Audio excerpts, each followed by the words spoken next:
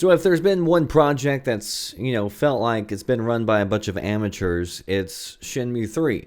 And there's been all sorts of controversy surrounding it since it first started.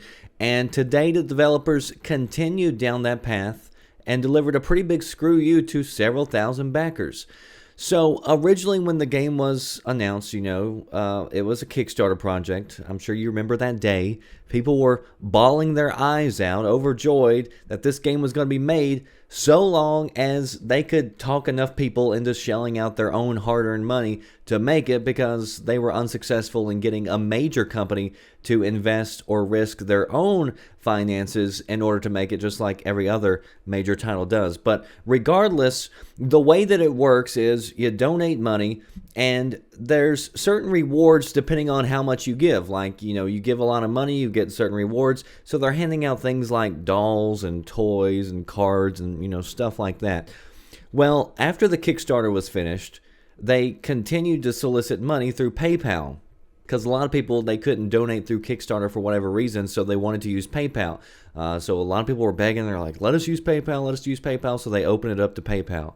So people's been donating through that for a while.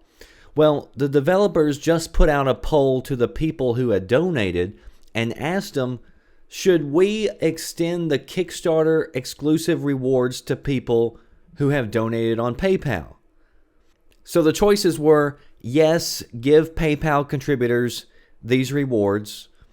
No, keep it exclusive to Kickstarter. Or, I'm fine either way. Those were the three choices. I don't care, no, and yes, give it to them.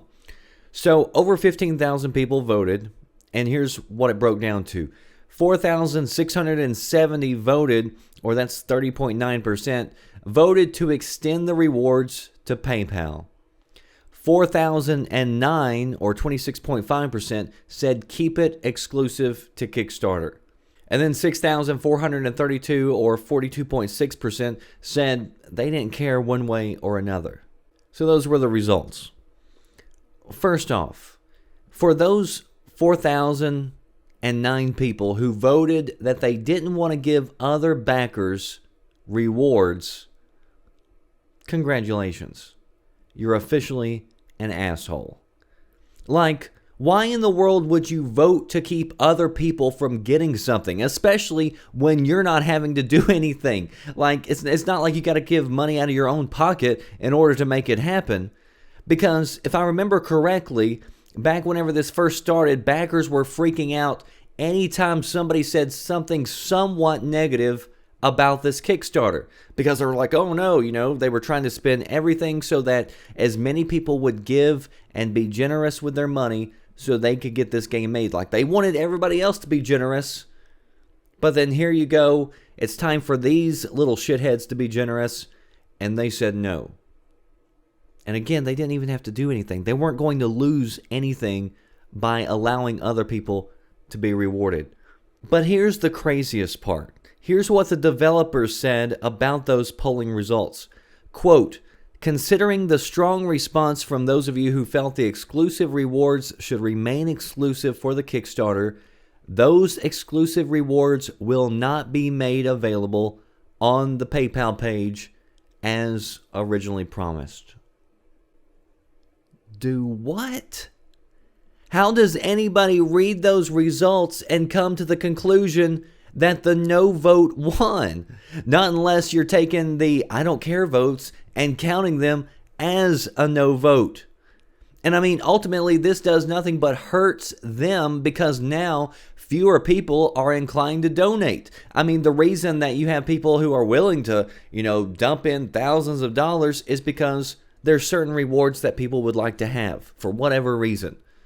So if you don't have that reward as an option, you're going to have fewer people willing to jump in. So you would think that if they're wanting to help their cause, they're wanting to create more money, because all these people do is talk about how, well, we could use more money, we need more money, we could do this, we could do that, whatever. You're not going to get the full game unless we keep on getting more people to throw in their money. I mean, they just shot themselves in the foot. But then again, I guess you could look at it from their standpoint, whereas like maybe, Daddy could use a new BMW or a yacht, or, I could ship some toys out to these people who are making this game possible because nobody else felt that this game was worth investing in. Or, I can just, pad my paycheck for just a little bit more. I mean, who knows? Who knows where this money's going? So, why put out a poll in the first place if you're not going to rely on the results? Or at the very least, it's pretty dumb still to post the poll results and then make the statement like the rest of us can't do math. So I've told you before that you won't catch me kickstarting a game like this. All you hear is people bitching about how people pre-order games, they complain about that. They complain about how many broken games that we see nowadays, games that aren't polished, games that aren't nearly as good as what they were hyped up to be. Yet at the same time, you'll have a group of people who will shed tears, line up, and go throw money at a game before the first line of code has even been written. And again, if you were actually an investor in any other type of product, you buy stock, for instance, in that company. And if it's successful, then you both reap the benefits with the creator. You both make money. Or in this case, you can just go throw money at something that may end up being a complete fail and may end up just patting the wallets of a developer that can't even read a poll.